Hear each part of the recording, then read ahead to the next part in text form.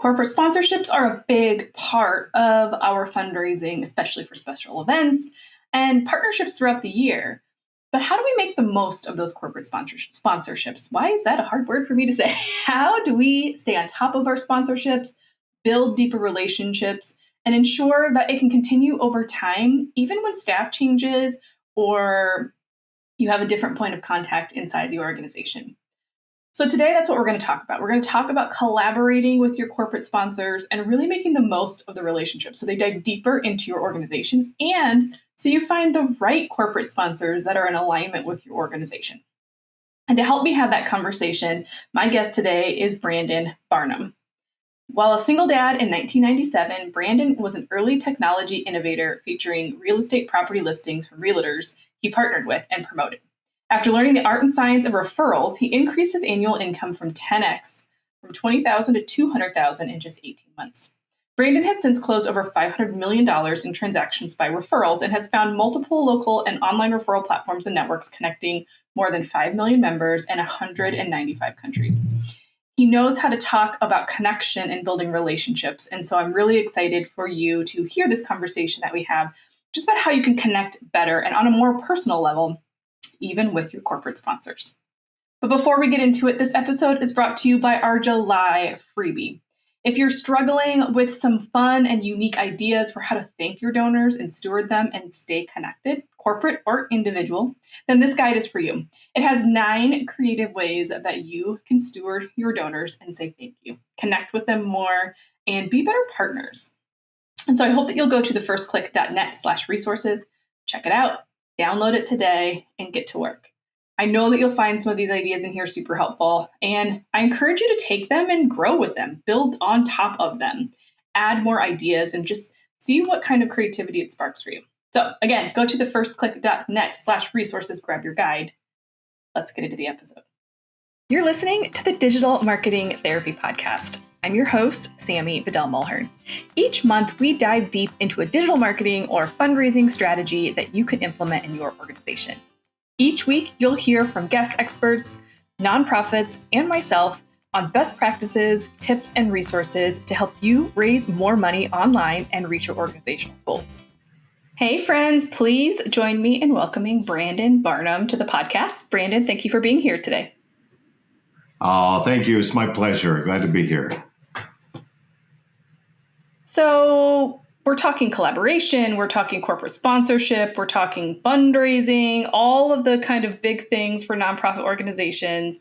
Why is this something that you're excited to talk about today? You know, I've been passionate about being what I call a charity champion for a long time. I think there's a huge purpose behind companies getting involved, supporting different charities and causes. I'm a huge believer and proponent in cause-related marketing. And, I recommend not only companies, but we work with a lot of individual professionals at my company. And we always recommend that they find a charity or cause that they're passionate about and then incorporate that in part of their story. And, it's part of my story. When I look back over my career, some of the most important relationships came as being a charity champion to great nonprofits. Well, and I love that. And I think over the course of the years, we've seen like a shift from corporations giving money specifically as donations versus marketing dollars. And now it's kind of shifting also into employer retention and recruitment. Like, why do you think now is such a beautiful time to where corporations are really starting to engage in either nonprofits or just socially minded causes? Well, the research shows that that's what consumers want, right? And I haven't seen the research lately, but the last research that I saw showed that 94% of consumers want to know what the companies that they're buying from are doing to make their community a better place. And so people care when companies care. And if a company isn't doing it, they're missing the boat. But those that do it effectively create a culture where it attracts and retains great talent. People are excited about the mission and the vision of the organization when it's aligned to a passion that's close to their heart and their purpose. And so I think there's just so much goodwill that comes. I think as human beings, we experience the most fulfillment when we make a difference to others. And when we as business leaders can help inspire people to have that experience, it's pretty sweet. Well, and I'm glad you used the term business leaders, because I've been using the word corporate, which kind of makes it seem like it's big organizations. But this is like a common theme that's permeating between businesses of all sizes. It is. And again, so I run a company called HOA.com. We focus on helping professionals who serve homeowners in the B2C world. So we got a lot of realtors, mortgage lenders, insurance agents, painters, plumbers, and all those types of companies. And these are usually not large businesses. Now, maybe they work for a Remax, for example, that has 144,000 agents. But it's really just about the one agent. What can that one agent do to tell that story of the impact that they're creating and making? So what we recommend that they do is start local, get involved. I love Volunteer Match is a great website, for example, to help people get connected with opportunities in their area. And so what we recommend is find a purpose and a passion that's close to your heart. Go make a difference. Invite your clients, your friends, your coworkers, your partners, your vendors to come out and be a part of it with you. And then tell that story through your social media, through your newsletter, so that it's true, it's authentic, and it's part of who you are and the brand that you're building. Yeah. No, I love that. And I love that you said authentic and brand that you're building, because I think it's important that we're sharing kind of that story of, okay, well, this is what I truly care about. And so if it's a portion of your proceeds or a portion of what you earn, that's going to these different areas, like that's something that sets you apart also. But we don't need to muddy the water with, 20 different causes. Like it's okay to really be niche down into something that's personally something you're connected to. Yeah, and it should be aligned with your brand. If you're a business leader, you want to make sure that it's on brand. Like in the real estate world, we recommend people take a look at Habitat for Humanity, for example, as one. Now, I'm an ambassador for Big Brothers, Big Sisters. I'm passionate about mentorship. I have a little brother, but I also have enrolled other big brothers and big sisters to get in the game and make a difference. And, it makes a difference to the individual, to the giver, but I tell that story. If I'm on podcasts or if I'm in front of an audience, I'll talk about that. I'll post about it. And so it's really important that you just have something that you're passionate about. It becomes an extension of who you are, and people fall in love with the company because of the difference that you make. Yeah. Okay, so let's flip this. So if we're a nonprofit organization, we all want corporate sponsorships. Typically, it's through our events and whatnot. But how can we start to kind of think differently about how we're reaching out to these organizations for kind of those deeper relationships, to where, like you said, it's not just about you as a Big Brothers, Big Sisters ambassador doing the work that you do, but you're now compelled to also be recruiting and bringing in more people because you feel so passionately about the cause. So how can we start to find partners that are in alignment with what we do? Yeah, your partners typically start as your volunteers and your donors, right? And really it's a dating process to get married, right? If you think about getting married, you don't fall in love and go to bed on the first date, right? You've got to woo that person and really get to know them and make sure it's a good fit. And it's similar when you're working with charities. So, I've been doing this for a while now. I started volunteering with an organization called Northwest Medical Teams over 20 years ago. And they wooed me because I came to a lunch and learn. Somebody invited me to a lunch and learn to find out about the organization. At that lunch and learn, a doctor was talking about the fact that he had just come back from Africa and he would serve 18-hour days providing free medical care in the villages. And at the end of every day, as they'd be packing up and going to their van, inevitably there would be a mother carrying a child saying, "But what about my child?" Right? Well, that story grabbed my heart and I had to get in and make a difference. And so what they did, I thought was really impactful. And they were a Forbes top 10 charity, right? So these guys were doing millions of dollars, big organization, doing it right.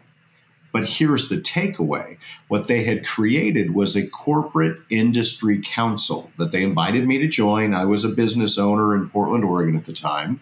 And so what they did is they created a next level of involvement and engagement. Now, we, Mm. as the Corporate Industry Council, we met once a month.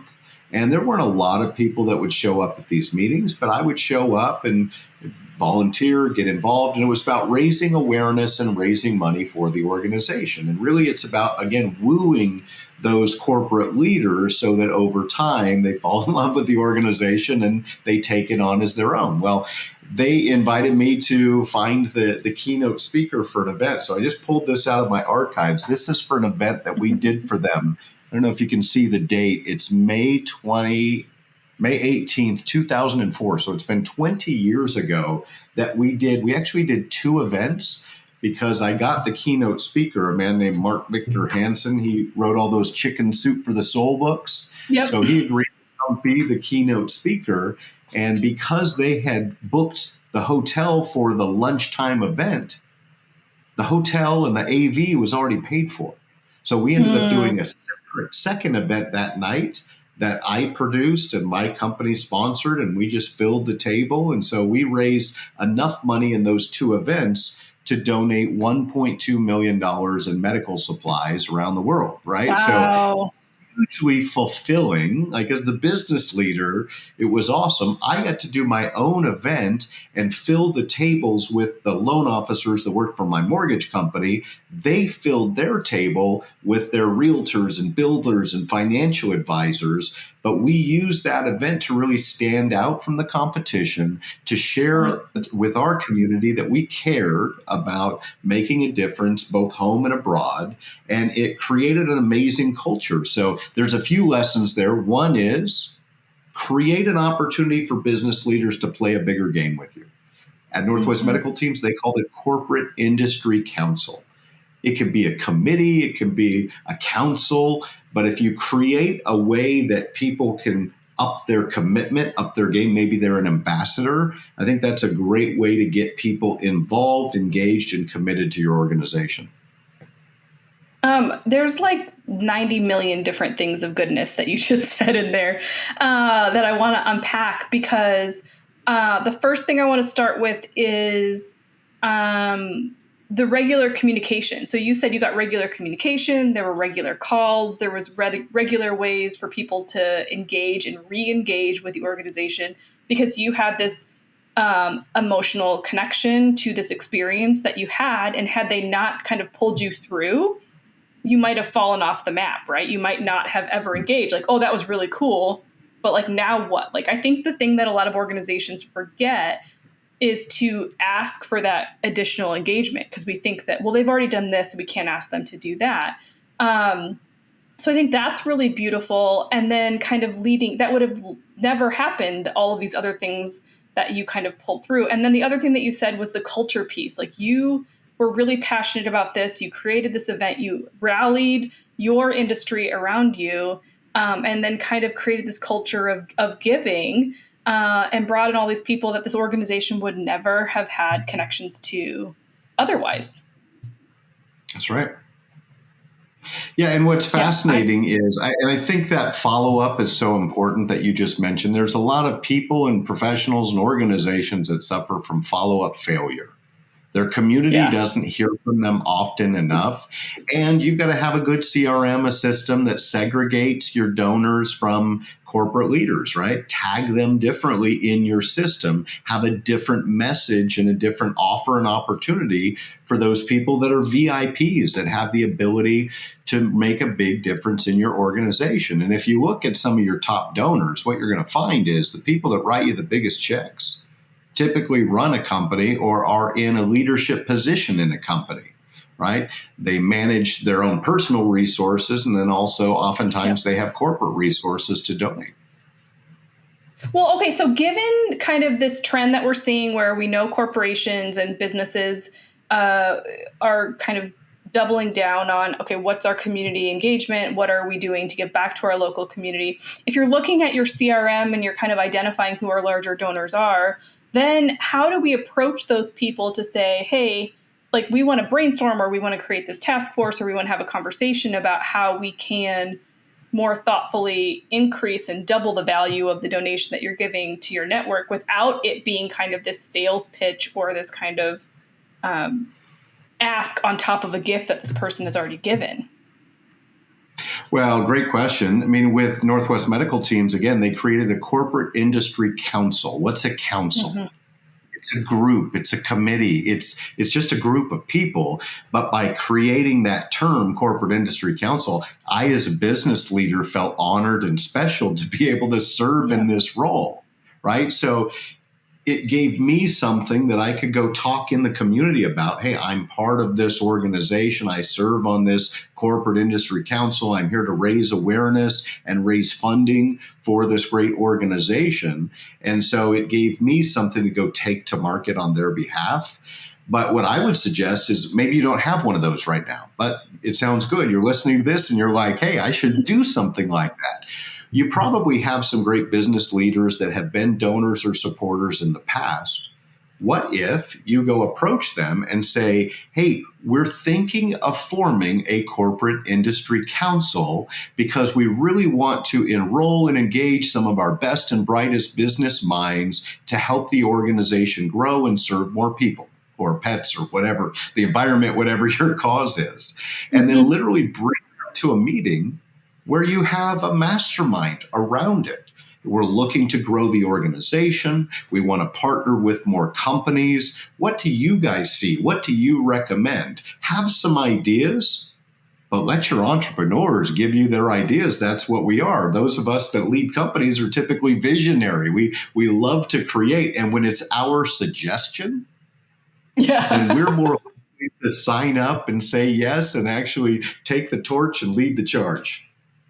So true. And we talk about this all the time. Like, how can we let our donors be the hero in their own story, and Amen. have it be their idea and have it be something that they're excited to champion? Because that is how you take it from visual conception or visionary conception to execution, right? Which is often the tricky part. And had you not had the follow up and the conversations that you had, you probably would not have ever just on your own been like, oh, I'm going to run this fundraiser for this organization, right? It's like that whole kind of dating This was process. my own event. Like they did their lunch event, and I sold tickets and tables and helped them fill their lunch event. And then I produced this entire event on my own. This was my program that we created this ourselves. Hey, this is me 20 years ago when I had hair. Who knew, right? But so literally, I was enrolled to the point where I was willing to commit my time, energy, and money. I paid Mark Victor Hansen's speaker fee personally, or from my company, because I knew he was the right guy to come speak. He had written the book, The 1 Minute Millionaire, The Enlightened Way to Wealth, talking about building a business that makes a difference for people and communities. And so I knew he was the right guy. And so they lured me into the point where I did all that on my own because I believed in the mission of the organization. So if you have one champion for your charity Yeah. that's willing to step up and play full out like that, what would that do? What if you had 5? What if you had 10? Well, and there's two things to that. One is, um, you aren't like a super famous influencer. I'm not trying to dig at you, but it's not like you're a celebrity or somebody that has huge clout. Like we can find these champions that can create massive impact for our organizations just in the people that are already in our organization. And also, um, they engaged and asked. Like it could have very much been another organization that grabbed your attention that you decided to do that work for, and you could have done the exact same event for a completely different nonprofit. So it's like both of those together. It's like, how do we connect on alignment, values, and also how do we it's the simple state of asking, like saying, okay, well, here's what we're doing. Would you join this council? Would you connect with us? And continuing to ask and move those conversations forward. I think it's that long-term game that we tend to not want to play, but it can pay off huge. And if they had 2 or 3 of you, I mean, that's a significant amount of money raised. Yeah, and you're absolutely right. It's the long game, right? Mm-hmm. Think of it as the long game. right? Your organization isn't going anywhere. You want to sustain it and grow Right. it. And so you have to be looking at long-term growth and building a solid foundation and putting programs like that in place to allow people to participate and make a difference is huge. But I think really it comes down to storytelling also. You want your donors, your volunteers to have a real experience with the impact that you're making. And if they can see it firsthand, if they can come and volunteer and make a difference, it's tremendous. Oh, I have on my bookshelf over here. I was just meeting with Matt George. He's called The Nonprofit Prophet, and that's his book, The Nonprofit Prophet, Prophet. And he's been in this game for a long time, raised millions and millions of dollars, and we were having a great conversation about this very thing. And he's got 3 different books, and one of them is like the blueprint. If you're a development director, here's how you grow your charity and your support base. And then the other is a story, right, about somebody getting involved and starting to volunteer at a charity and some of the challenges that they ran into with the community. And it's really compelling. So it's a good read. It's a quick read, but there's some great lessons in there. And the biggest lesson is it's really about building relationships and building commitment. And the more that people can experience firsthand the impact that your organization makes, the more involved and invested they're going to be. Yeah. We'll link that book up in the show notes as well for people to check out. But I also want to make sure, because Brandon, like, you did all this work for this organization, you're connected, you've been telling these stories, you brought in all of these amazing people who would have never known about this organization before. But after the event, kind of what was that like for you? And what do we want to think about as nonprofit organizations as far as if we have these champions that are going out on our behalf, what do we do and how should we be behaving once we do get these new people into our network or these new donors? We can't leave that follow-up, like you just mentioned. That follow-up piece is huge on the back end. Yeah, I teach raving referrals. Like, this is really my specialty and what I teach on. And one of the 7 laws of raving referrals is the fortune is in the follow-up, right? So after the event, you need to follow up with every one of the people that came and attended, or the people that didn't attend. Maybe some people registered, but they didn't have a chance to join. Ideally, you've got a development director and somebody whose job is to be out there building these relationships. And you got to follow up with those people and really ask them what their experience was, and find out from them what they saw. And we're looking for people that are willing to make a bigger difference. Is this an organization that you feel passionate about? Yes, no, maybe, right? Scale 1 to 10. And you can really find out where they're at. And then the biggest thing is to not only ask for donations, right? Because there's a lot of donor fatigue. People are always asked for money, which is okay. Once they love the organization, then they start to add some zeros to the end of their check. But the other thing that you want to ask for is, especially with business leaders, is this a cause that your company might be interested in supporting? Right. And there's several ways that you could do that. One is the company makes a donation directly, or the company has their employees volunteer. The company offers their employees the opportunity to give regularly through their paycheck. So there's a number of different ways that companies can get involved.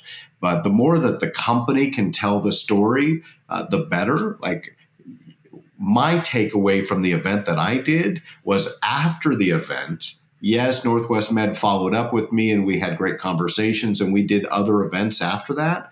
But also what it did for me as a business leader is my people were more committed to our company, right? Because they felt an emotional connection. And especially with these younger generations, they care more about the impact of their work than the income from their work. Yeah. I think that's so true. And I think that that's the beauty of an event like what you did, now. I know that was 20 years ago, but like, even doing that now, the opportunity to engage with even if it's just you going in front of a corporate event and having the opportunity to speak at like a company luncheon or something, That follow-up is critically important because you're going to bring in all these new people that already are going to have a little bit of trust and excitement because this is an organization that the company that they work for is giving to. And so I think Absolutely. that, that's one of the other questions is like, when we think about corporate sponsorships, it's not just like, hey, will you sponsor this event? Like, yes, if we can get somebody like you, Brandon, to run an event on our behalf, that's fantastic. But Right. also, like, what other things might we want to consider putting into a corporate sponsorship package to kind of entice corporations or business leaders uh, to be thinking differently and understand that we're doing things different. We're going to engage with your staff. We're going to engage with your team. We're going to create volunteer opportunities. Like, how might we want to think differently about those packages? Yeah, I think the sponsorship package is one thing, and then the actual engagement and involvement with the company is separate, right? Because normally people aren't going to pay to volunteer. They're paying for promotion. They want to be promoted on the website, in your mailers, those types of opportunities. It allowing them to have their logo on the gift bags and the program and the marquee and all that fun stuff, I think is appropriate and applicable. And then you got to look for who are your most passionate ambassadors or supporters.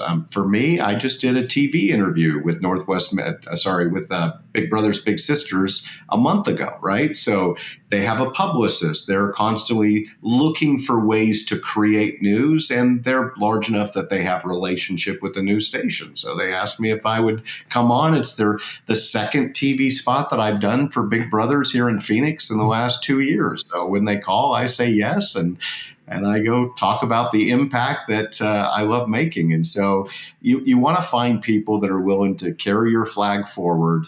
And, as far as the sponsorship packages, definitely business owners are looking for promotion, but, we're not evaluating the ROI on that so much. Yes, you're looking at different levels of sponsorship packages and you're trying to see who's really committed to the organization. But we know as business leaders, the return that we're going to get from writing that check isn't necessarily a direct ROI, right? We're making that contribution because we believe in the organization. If you can manufacture, like some organizations will have a special VIP reception that only a certain level of sponsor or above will have.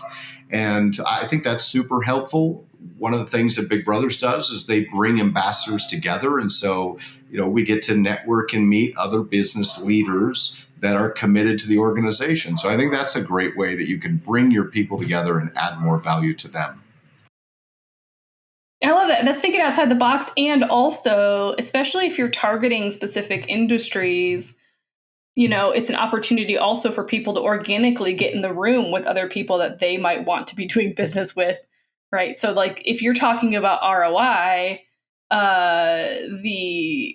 I might not be getting ROI from like direct dollars necessarily from the people that are visiting that nonprofit website and like linking through to my page. But if I can kind of build community and connect with other ambassadors, they might be people in my industry that I can generate business off of. And it's a much more, it's almost like a different form of networking, right? Like allowing me to connect with other business people. I think that's a really unique and fun way to kind of add value without really having to add extra work. It doesn't cost any money. You look for the strategic alliances and where are the opportunities where you can put two of your major donors together to help them get more value outside of your organization. It's tremendous. I mean, that's one of the reasons why we participate in a corporate industry council, for example. I'm looking for other business leaders that I can align and partner with that are going to create an ROI for my business beyond just making a donation and contribution. So smart. Okay, well, we've talked a lot about all these different types of ways to connect more, to engage more, to follow up, and kind of keep corporate sponsors coming back for more, whatever size the business. Brandon, I really thank you for all of the insight that you've shared. Is there any kind of last key takeaway or quick tip that you might want to share with our listeners today? I think one easy thing that you can do is to have your major donors and sponsors do a quick video for you, right? ask them to do a social post and to do a quick video shout out. It's helpful for their business and for yours. I love telling the story of the impact that we're making. We do impact campaigns at HOA.com, and we basically create these turnkey blueprints for our pros to be able to do local events in the communities that they serve. And we do that because I tell my team, I said, what we want people to fall in love with our organization, not because of the income they're going to make, but because of the impact that we can create together. We teach unity through community. And I think that's such an important part. And when you can get people telling their story, putting that on video, and then you can use that as the organization as part of your follow-up process, it adds a lot of value for everyone. That's so good. So good. Well, Brandon, thank you again so much for bringing your insights to this episode. If people want to connect with you, learn more from you, learn more about your company, how do they do that? Thank you, Sammy. A pleasure to be here. Appreciate the opportunity to serve. And best way to find out more info on me is brandonbarnum.com. Super simple, brandonbarnum.com. You'll see all kinds of links to what I'm up to and how I'm serving, and love to have a conversation. And if somebody wants to invite me to a podcast, you can do that there as well at brandonbarnum.com. Love that. And that will all be linked up in the show notes for this episode at thefirstclick.net/268. Well, Brandon, thank you for being here today. My pleasure, Sammy. Thanks for having me. Big thank you again to Brandon for joining me today. I hope that this sparked some information and conversation and creativity in your mind when it comes to how you work with your corporate sponsors and donors. I know that there's a lot of great resources and information that he shared, so you can grab all of that at thefirstclick.net/268. That's where the show notes are. You can watch the video podcast. You can listen to it there. It's super easy.